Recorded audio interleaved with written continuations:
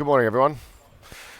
We'll be covering with our esteemed panel here, so I'll introduce Tom Lettuce. Maybe we'll let us start. Yeah, sure. Yeah, sure. Great to be here. Really great to see all the faces here in the audience. So I'm Tom. I'm from London originally, as you can maybe tell by my accent. I started at Unilever in the UK. I spent 3 years in the UK doing what we might consider old business models. So mainly focusing on supply chain and operations, but also some time in sales. And after that, I then started to branch into maybe what I affectionately call new business models. So my first role was working for Dove brand, it's a very well-known brand on e-commerce innovation. After that, I spent some time in China.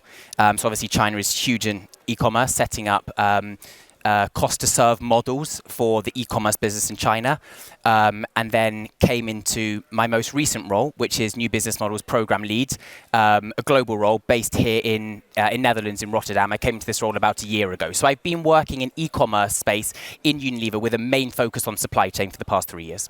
Yeah, very excited to be here with Sebastian today and with Marco, of course. Thank you. Hello, everyone. Super excited to be here. My name is Sebastian Wouters. Oh, There's another one, but he said it's fixed as well. bearing with 1 minute. Yeah, this one I fixed. Okay. I think you need to, yeah, there you go. Can you hear me now? Excellent. Turns out there was an on button on this thing. Yeah. So. Hello, everyone. Nice to meet you. My name is Sebastian Wouters. I'm with Kuehne Nagel. I'm the global head of e-commerce. I'm based out of the Greater Zurich area in Switzerland. Joined about a year ago. My focus is really around building a global strategy for e-commerce for Kuehne Nagel. And do this across business units to make sure that we can offer our customers a more integrated e-commerce solution. I actually joined from Amazon. I was based out of Seattle for 5 years. And before that, I worked for another logistics service provider I was based in Southern California in the US, where I spent time on strategy development and product management and development. So nice to be here. Thank you, Sebastian. My name is Darko Artius. I'm CEO of True Altitude. We're a dedicated growth advisory firm, corporate finance business and asset manager, London, Dubai, and Sydney. We have a lot of interest in the e-com supply chain tech vertical specifically. Been investing heavily in that vertical, and I've got a lot of experience selling to 3PLs. And one of the big shifts that I've seen, certainly over the last 5 or 6 years, is the emphasis on e-commerce versus more traditional B2B models. And one of the big advantages that a firm of your size is enabling a retailer to actually scale internationally. That was one of the big observations. Do you want to just quickly comment on footprint and the ability to support retailers? Yeah, I mean we're very well known in the transportation industry as a sea and air freight logistics service provider. We also have a road freight business, and we're also very active in the e-commerce space, notably in fulfillment solutions, either purely e-commerce focused or omni-channel. We have a footprint of close to 200 larger fulfillment centers around the world for our customers, and we essentially offer them anything from inbound shipping to fulfillment, and have sort of last mile solutions for our customers as well, to just offer them a whole integrated set of e-commerce tools. One of the advantages I think that global companies offer is that they're obviously present in multiple markets, and so understand the local market dynamics. So when it comes down to scaling internationally and growing internationally, it's an advantage definitely that I think global players will have over local heroes, I would normally say, is to help customers be present in all those markets and expand very, very rapidly. It's probably also related to the sort of macro outlook, sort of a bit of domestic contraction across some of the major e-commerce markets. There's been an increased emphasis on cross-border selling, so encouraging new customers in new markets. But at the same time, we've had a bit of a supply and demand problem. So once again, with Kuehne Nagel's infrastructure, how do you support retailers with addressing some of those supply side issues in particular? Yeah, like I always say that, if you want to sell a product online, you actually have to have the product to sell. And so recently, I think we've definitely seen that on the inbound side, there's been large challenges in global shipping. not just in terms of cost, right, which we all know have risen, but also in terms of capacity and availability. So we definitely see that our customers are more concerned about availability and where to put inventory, and that in turn also has an effect on what we can help them with on the inbound side in terms of offering multiple shipping options, offering multiple modes, offering different routing sometimes for freight. Then on the fulfillment side, it's also about where they put their inventory and how flexible they are to fulfill from multiple locations to their customers globally. Fantastic. Unilever perspective, launching new digital commerce initiatives. Yeah, sure. So I think in terms of e-commerce for Unilever, I think it's worth briefly framing it in terms of the different kinds of models which we have from the perspective of Unilever, right? So we would have relationships with customers, omni-channel customers, so like Tesco.com, or with Amazon, which we consider pure play. And this is more of a kind of standard B2B relationship in e-commerce, right? Where, for example, we use the same supply chain, but we're just delivering to different warehouses, and then Amazon or Tesco.com takes care of the last mile. So that's kind of one of the e-commerce models that we kind of participate in. And then the other kind of e-commerce model we participate in is more where Unilever would be required to have its own supply chain infrastructure. So marketplace, where we sell through Amazon, but we have to fulfill to the consumer, or direct to consumer, where we have our own site and we are the ones responsible for fulfilling to the consumer. And it's those kind of last two models where we really need to set up new supply chains, work with partners to build those capabilities, because we don't have those existing capabilities as things stand at the moment. And, Kuehne Nagel have done loads of work with us on, those kind of existing kind of bulk delivery models, but it's these kind of newer models where there's big challenges in setting it up, and we're looking for partners, and we're looking at, we work with partners, big partners such as Kuehne Nagel, all the way down to kind of like smaller, more local partners on that one. Yeah. Particularly in that marketplace model, when a new brand approaches you guys, for example. Yeah. Using that distribution network as a unique selling point, is that a fair statement? I mean, Unilever is the one that owns the brands, right? As a first point of call. But I think, when Amazon started out, this would have been like 10, 15 years ago now. I remember I was so inspired by the way in which it was possible to order a Japanese manga comic from Amazon.jp and get it shipped to the UK, or order something from a book from the US and get it shipped to the UK. And that kind of thinking around being able to bring a product from anywhere in the world to another market, it's something which we want to replicate inside of Unilever. It should be possible for a consumer in the UK to order a Japanese version of Dove, or an Indonesian variant of, whatever food product they might want. So we want to leverage these kind of like marketplace infrastructures to be able to facilitate cross-border sourcing, and that will ultimately, give consumers everywhere what they want. Yeah. And do you see differences in the way that consumers consume different segments of what you offer? I mean, you've got a big personal care beauty business, for example, hair care, etc. By market, you seeing larger take up internationally of certain ranges? Absolutely, and I think focusing specifically on e-commerce, because that's a bit my kind of domain expertise. Beauty and personal care is a category which works really well in e-commerce, because there's certain structural factors associated with beauty and personal care which make it good for e-commerce. It's relatively higher price points. So if you have a relatively higher price point product, it means that you can absorb the costs of logistics more easily, right? You can absorb the cost of last mile delivery.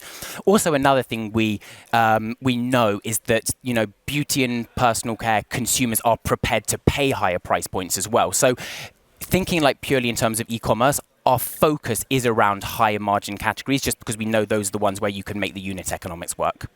Yeah. Excellent. So for a complex customer with complex infrastructure, many SKUs, many delivery requirements, how would you tackle that from a commercial infrastructure perspective from Kuehne Nagel?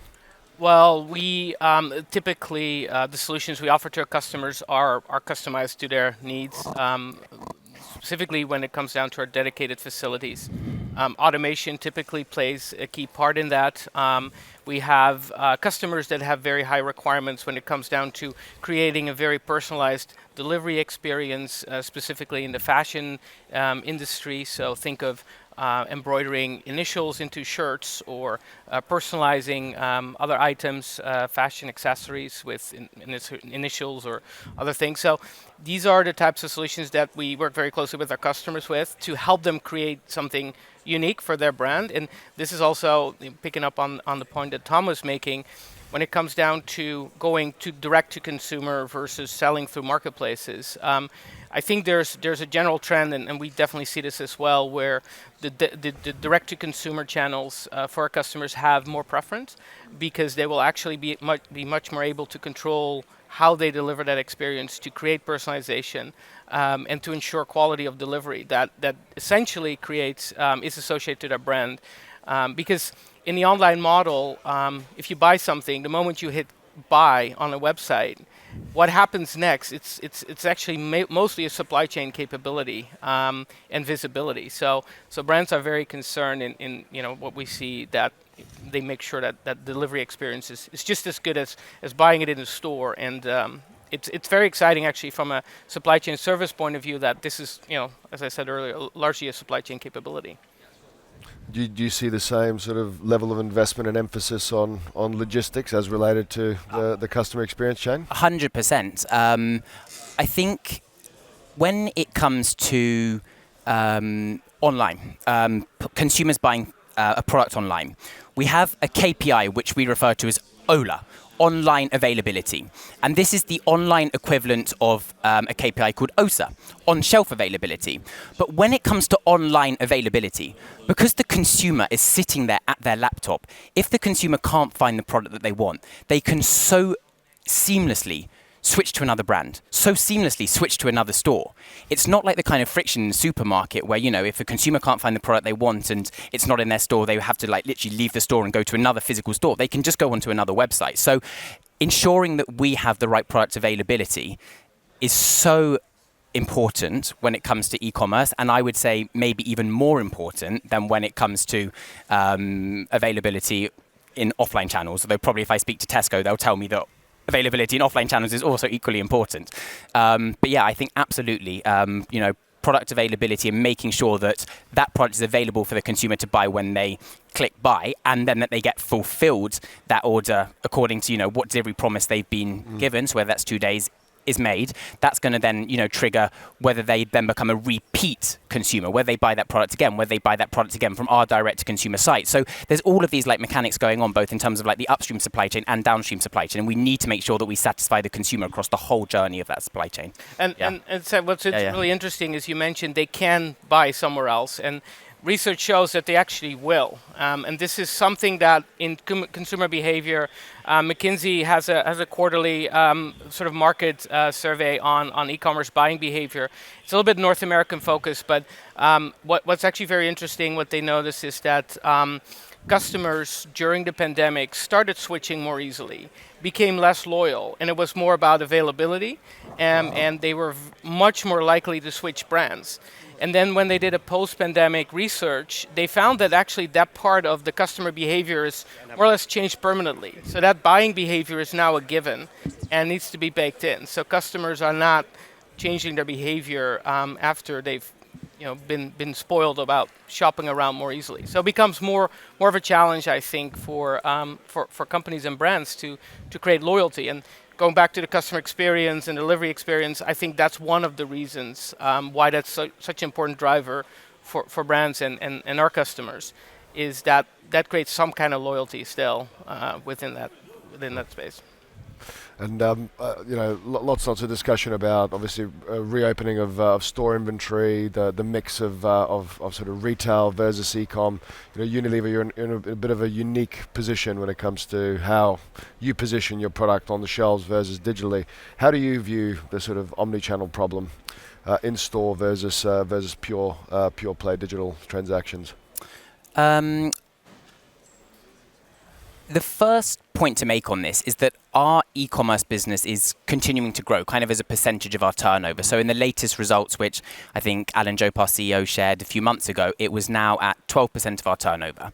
So, even if people talk about, there's a slowdown or people are going back to shopping offline, we are seeing that e-commerce is continuing to grow within Unilever. Now, a part of that might also be because Unilever is placing more emphasis on the e-commerce channel. Therefore, we are putting the structures in place to make sure that we are able to capture that growth.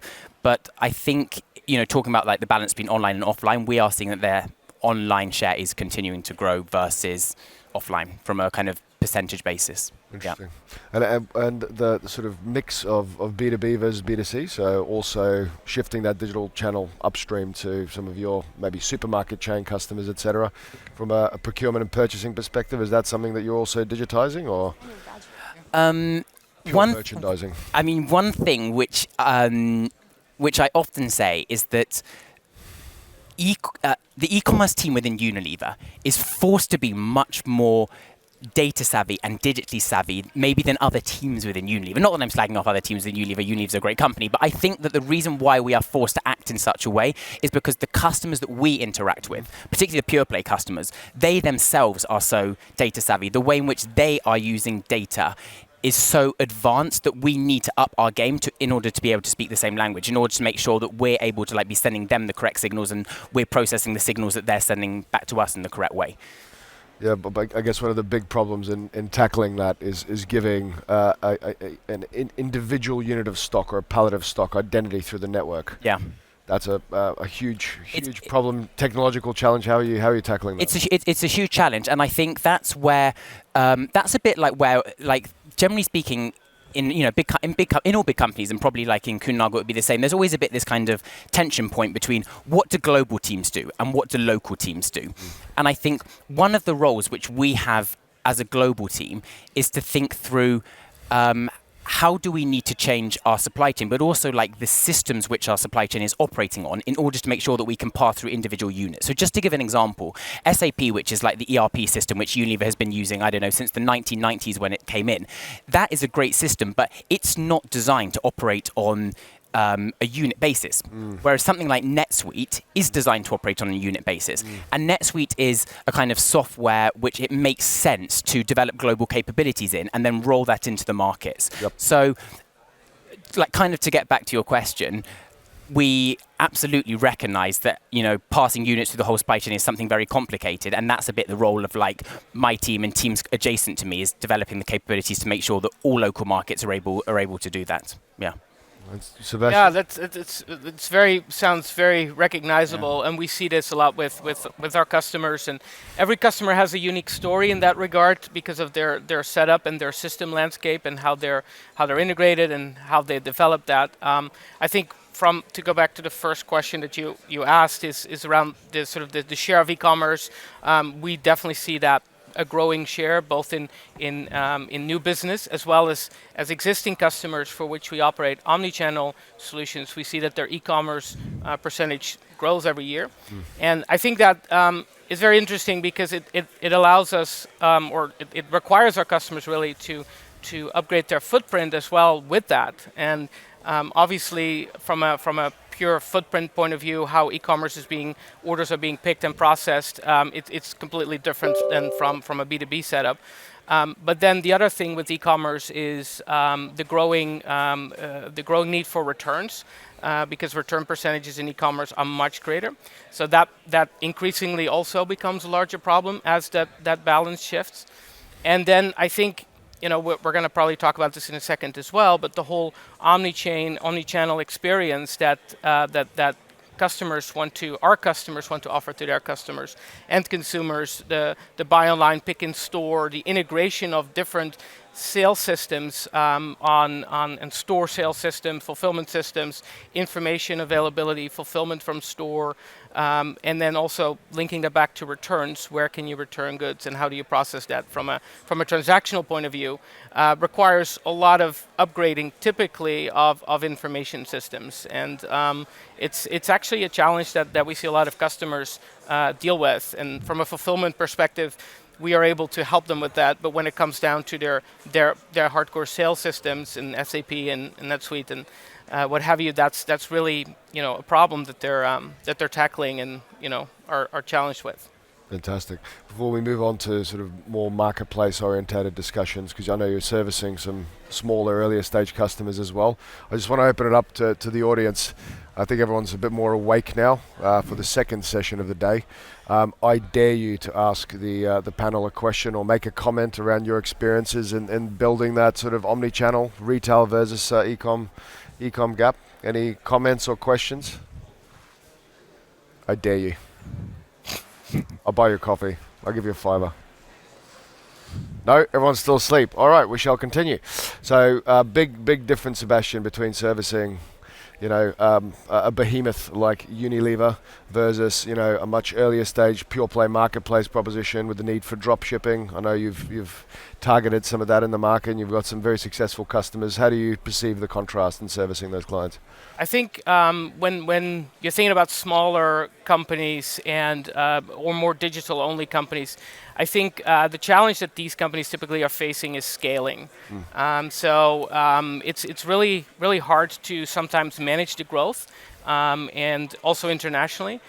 So I think having more flexible capacity solutions for those customers, for us as a service provider, is very, very important. Help them scale as they need more space. I think in general, if you look at the market, space is most likely, all predictions are there that space is going to more likely be constrained moving forward in the major markets when it comes down to warehouse space and fulfillment space. But that aside, I think that the challenge of managing growth versus cost is different, because in the early startup phase, I think the focus is more on building a brand, getting a product out, getting customers, scaling that rather than cost efficiency. So different challenges that one requires more speed, one maybe requires more efficiency, and it's a very interesting dynamic in both areas to manage. I guess they also need both demand and supply side flexibility as well, which, given your infrastructure and the ability to then scale internationally, you can afford, given the capex is already there from the B2B legacy. Now you can offer that to emerging marketplaces around the world. Yeah, and we actually see some customers in hybrid models where they're very mature and established in one market, and they want to expand to other markets, and they're less mature there, and they have less of a presence. So the types of solutions they need in other markets, geographies, might also be different. So we see that hybrid model as well at play. And Tom, how do you perceive competition from direct-to-consumer, emerging new cross-border B2B models, drop shippers, etc.? Okay, let me kind of like deconstruct all of the things which you just threw in there. So I think in terms of setting up new business models in general, I think one thing which, Unilever is a publicly listed company, we constantly have this kind of drumbeat of margin expectations. And setting up e-commerce supply chains is expensive. Absolutely. So one thing which we, I think, historically maybe have struggled a bit in doing is setting up profitable e-com supply chains when we're competing against smaller competition who maybe have VC backing, but they're able to, they've got such long runways and they're able to burn money, and we're competing against them. And that has been a challenge to profitably compete against this kind of VC-backed smaller competitor. And, thinking forward, if there does kind of, happen to, we move into a place where we have a recession, where possibly some of the funding for these companies dries up, that might actually be to Unilever's advantage, because the fact that we've always been focusing on, costs as much as possible means that when that funding dries up, we might be in quite a good position, I would say. That's but at the same time, there's going to be new brands, right? Yeah. Because that's the other thing. The growth, it's not just if you deconstruct the e-commerce growth, it's not just existing businesses growing, but the number of new entrants. And I think Amazon publishes this in their annual report or quarterly filings. They always indicate the new number of sellers that they've onboarded onto their marketplace, and it's mind-boggling on how many new entrants. Now, some of those will actually exit very quickly as well, truth be told, but I think the number of new players and the possibility to actually enter the space is very, very relatively straightforward as well. It's a very low barrier to entry compared to a regular retail environment. So I think that's another dynamic that that you guys are gonna face.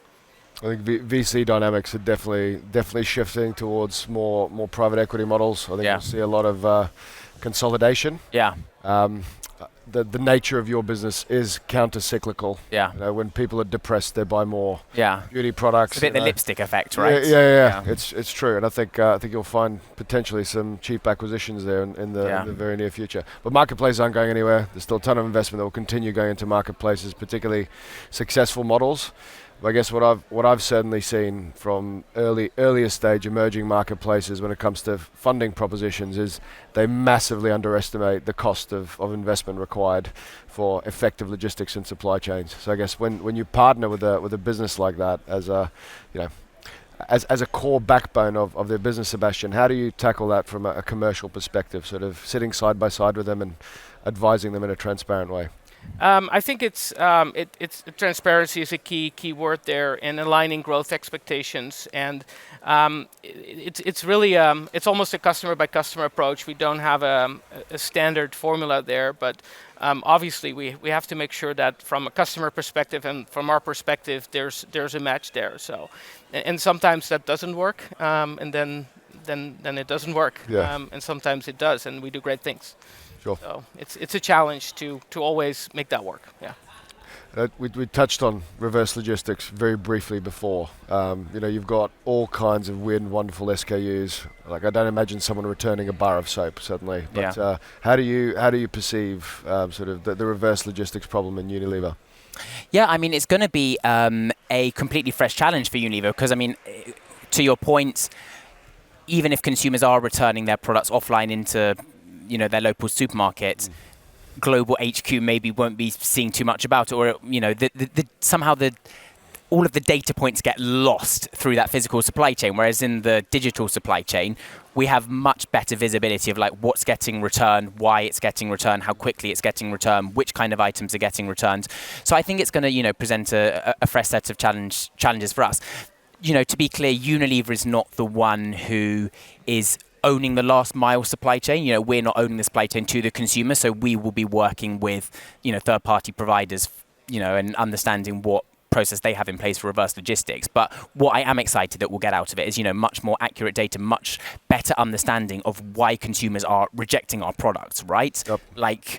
Because if they're rejecting our products, there's something wrong with it. They bought the product, but then they're still rejecting it. So, and if it's on something like a bar of soap, I mean, it's not like a clothing item where you get it, it doesn't fit, you send it back. Like, why are they rejecting a bar of soap? So I'm more excited about the kind of data which we could get out from the digital aspect of reverse logistics, whereas kind of like the brick and mortar reverse logistics, we just don't really get access to that tangible data to make those investigations. Yeah. Understood. And this is actually a very interesting example because it speaks to how different companies have different return problems or reasons. Like you said, if you buy a bar of soap, you intentionally buy that. So if you return it, there must be something wrong with it. Whereas in the fashion industry, and we do a lot for fashion companies, we see that returns are like in the 40% ranges, right? These are industry averages. It depends also on what return policies are in place. And we, for instance, having lived in the US, pretty much every company offers free returns and very quick refunds, right? So they make it very simple for customers to buy something online because they can return it very easily. Having moved to Switzerland last year, returns is much more of a hassle. So I actually have changed as a consumer my personal buying behavior because it's a nightmare to return things because I gotta go in line with the post office and it's like a hassle. So I'm very conscious on what I buy, and it wasn't as much in the past when that free return option was just put it in front of your mailbox and it's gone, and you get your refund. So that I think also depends on the return policy. It depends on the type of goods, clothing obviously. The behavior of buying 3 sizes in 2 colors, get 6 items, return 5. That's definitely something that happens. But if you look at consumer electronics, for instance, a lot of the returns, maybe because people cannot switch on their device, or maybe they don't get it to operate, or there's other malfunctions with it, and then typically the solutions there are more around troubleshooting that and figuring out repurposing it or getting it ready to be sold again. So the challenges are different in each industry, and it really also depends on the company and what they're selling. Understood. And you're passionate about technology. We're all technology companies now. I think tackling those two unique problems that we've discussed when it comes to internationalizing a supply chain offering or an e-com offering, and an omni-channel specifically. So tackling that retail e-com divide. You both work for very, very large companies with large, deep pockets. I mean, what type of strategic initiatives at a product level are you making in terms of technology investment over the course of the next 2-3 years? Maybe Tom, you want to go? Yeah, sure. So, I mean, I think as I was mentioning earlier, we have these two almost classes of e-commerce business model. There's from the Unilever perspective, the omni-channel customers, so the albertheijn.coms and the pure play customers, so the Amazons. For those ones, the Unilever technology investment required is relatively more minimal, whereas where we are setting up like our own direct-to-consumer businesses, that's where we need to make sure that we have the technology backbone in place to be controlling the supply chain all the way through to the consumer. So looking forward, I see that the emphasis in e-commerce as far as investment goes is going to be around marketplace and direct consumer capabilities, and then also like regarding portfolios, it's going to be investment into the portfolios which are most fit for e-commerce, right? So I think we already said beauty and personal care is great for e-commerce because it sits at relatively higher price points, and therefore I think that we will end up kind of doubling down on investment in beauty and personal care portfolio, just because those are the brands which are most suitable for the e-commerce channel. So yeah, capabilities in direct consumer marketplace, portfolio, and then probably third one would be investments in sustainability, right? Because obviously sustainability is so important to Unilever, and therefore we need to be putting the investments in place, making sure that the packaging that we're using on our products is as sustainable as it can be, making sure that we're developing concentrate products so that we're not sending liquid to consumer. So yeah, D2C marketplaces, portfolio, sustainability. And revenge spending lipstick effect. So first, folks, if you've got the opportunity to invest in beauty companies, probably not a silly time to do it. And what about Kuehne Nagel perspective? So I think first of all, it's for me very exciting that technology increasingly becomes a key factor in supply chain, not just in visibility, but also in managing and orchestrating that. And actually technology is the enabler of some of these new customer experiences and getting free 2-day shipping to an efficiency level. It is largely enabled by optimizing and putting inventory in the right place. So I think that's just on a general industry term, it's very exciting. Secondly, I think that we as a company have realized as well that just investment in technology and an innovation strategy is actually an initiative in itself, an ongoing initiative. So it's not a one-time thing. It's actually a focus area to keep innovating and to keep looking out for better technologies as these technologies shift so fast. And that also allows us to look at different business models there rather than maybe buying software or coding it yourself. We're also looking at partnerships and understanding how we can collaborate more and share data to get to market faster and offer more innovative solutions for customers. I think when it comes down to actual investments, a lot of the challenges we see with cross-border shipping, for instance, sit in the compliance space, and a way to solve that is really by having better trade data available. So some areas of investment for us include investments in those tools and technologies that allow us to manage that data better and get a more compliant essentially setup for our customers.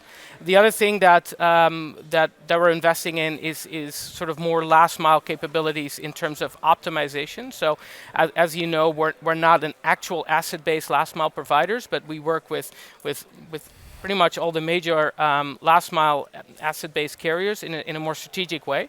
And so what we offer customers, it typically is a multi-carrier approach. And how do you then optimize that based on the customer deliveries requirements and allocate essentially deliver the best delivery experience on a package level. That type of technologies is something that we're also investing in to grow that and scale that.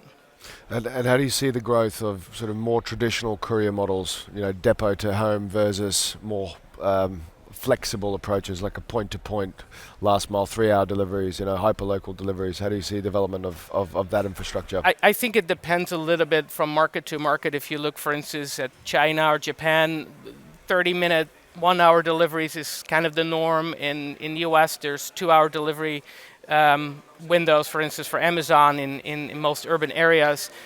Same-day shipping and 2-day shipping or next-day shipping is kind of the norm. In Europe, it's a little bit different, but we do see that customers want more flexible shipping solutions. They want more options available. Sustainability is an important one. Some customers say, you know what, let me choose between 1-day shipping or maybe 5 days if it saves in footprint.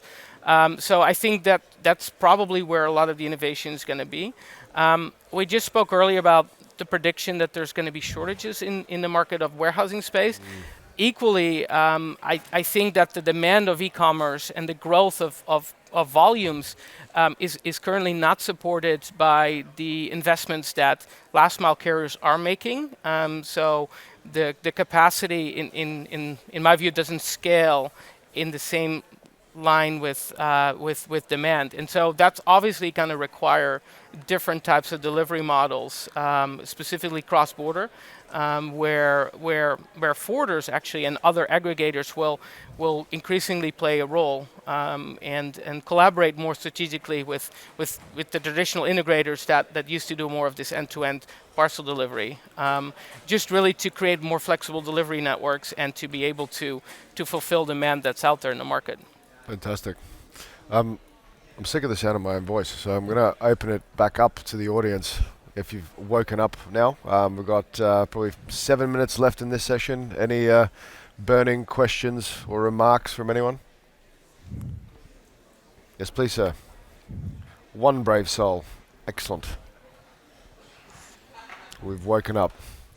Thank you very much. I was... Sorry, 1 second. Okay. We're going to need to do this. Oh. You have to put the headphones on. Oh, but you have a headphone too. Hear the question. 1 moment, sorry. But for everyone else as well. Okay. Thank you. I was very much interested, on the last point, especially what Sebastian, you were mentioning about delivering fast the next day, same day, 2 hours. In Frankfurt, we have Gorillas. It's a 10-minute delivery. It was totally crazy. What I'm somehow missing is delivery on time. So select the day or time of day when it should be delivered. For example, for me, it's no use when I receive a shipment during week, but I want to receive it at the weekend when I can accept it, check it, and use it. So do you see potential in there and the development? Because this is, for example, one option what Amazon does not have. You can make it faster, but not choose the day you want to have it. Yeah, a brief comment on that. For me, we actually just had a session on this out-of-home delivery options. UK, like the Netherlands, is a bit of a unique circumstance. You've got a very solid sort of logistic spine down the middle of the country, or a very dense population like the Netherlands, where last mile deliveries are quite easy, relatively cheap, have been. But to your point, people are asking for alternatives. Alternatives like lockers, for example, or PUDO networks require either a large capex investment, so you have to have, which you actually have in Germany. You have very, very large locker networks in Germany, versus PUDO, which has always been a technology problem for retailers, so bridging that digital physical gap. But I'd be very, very keen to hear from the esteemed panel here. So what I know, for instance, in the US, Amazon does offer that. So they have, it's called Amazon Day, where you can essentially select a day. And the way it works is you can figure that to be whatever, Thursdays or Saturdays, whatever you like. And you just order throughout the week as you want to buy stuff, or you're out of toothpaste, you order it.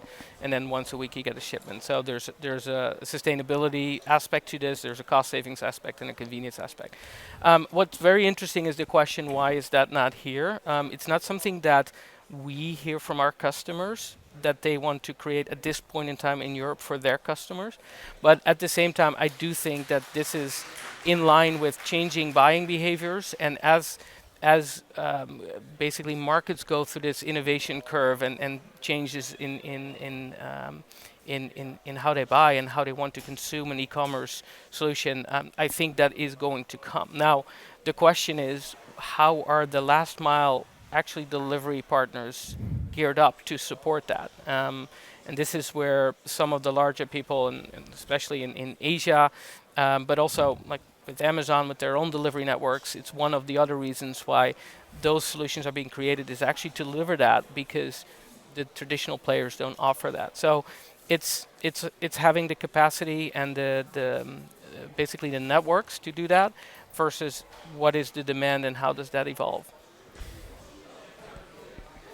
Yeah, and I think the point that you're making, I think it's very interesting, right? Because it shouldn't just be about faster, but it should be about making sure that you don't breach the promise which is made to the consumer a lot of the time. Like, you know, Gorillas is promising 10 minutes, but actually if you go onto the app and you try and do it, you get 27 minutes when it comes up there. And the problem a bit with like some of this thinking is it becomes a bit reductionist. And me and my boss joke about this all the time, but it's like, okay, so if we're saying that the consumer is being failed with delivery, maybe the consumer could like go to a locker and pick up the product at the locker, which is what you were just saying, Darko, and then it becomes reductionist again. Wouldn't it be great if there was a place where the consumer could just go to get a product? Oh, it's a supermarket. Oh, we don't need e-commerce anymore, right? So it can become like too reductionist if you overthink this. But I think absolutely what you're saying is completely valid. And when Unilever is entering into a relationship with third-party providers, we are talking not only about like speed of delivery, but like how often are they breaching that consumer promise? Because I think telling the consumer when they're going to get the product and making sure that you like deliver within that time slot is super important. Absolutely.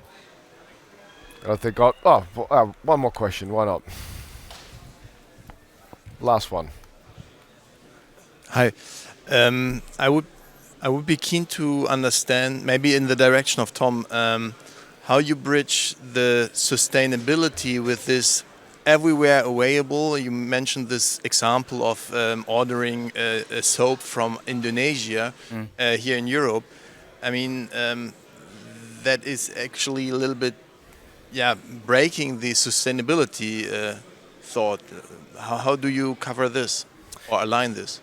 It's everything that we do in Unilever ends up being a kind of like balance of priorities in a certain way. So on the one hand, you know, you want to excite the consumer. And if the consumer in Netherlands is really excited about buying a bar of soap from Indonesia because it has a particular variant, you want to please the consumer, right?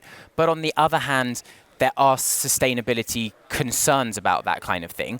I think what I would say is on a macro level, we always try and make sure that we're doing the right thing in terms of sustainability. So developing packaging which is more sustainable, developing, for example, in our home care category, we're working really hard on developing concentrate. So that's where there's like less water in it. The consumer adds water at home. So net, I think we are heading in the right direction on sustainability, and that's also part of our e-commerce agenda. But you're completely correct. There are going to be consumer habits, which we, you know, give them the option to partake in, which are maybe like running slightly contrary to some of the to what perfect sustainability would look like, let's say. But we're always aware of that, and we're always trying to like balance up all of these considerations. You know, I mean, just to give an example, this is not necessarily e-com related, but you know, it is going to be the case that it's cheaper to produce some products in some countries than other countries, right? But if you're producing products in the country and then you're shipping it halfway around the world, how does that detract from Unilever's sustainability credentials? So everything we're doing is about trade-offs. And as long as like on a net basis, we're moving in the right direction and making progress, then that's what I endeavor to do on a daily basis. And that's what, you know, all of my team and everybody around me tries to do. Yeah. What I think, to add to this, I think one of the things that I think is going to be a topic moving forward, obviously on the sustainability thing, is for service providers like ourselves and for brands, is to provide sustainability information, right? Because we just talked about 1 day delivery, 2 day delivery. One can argue whether a 2 day delivery is more economically or environmentally unfriendly than a 3 day delivery. It might have the same CO2 footprint. So I think that's important. The other thing is It's also about shift of mode, right? So if sometimes people order something on an AliExpress, they think, well, it's unsustainable because, or it's not environmentally friendly because I'm ordering it for Asia.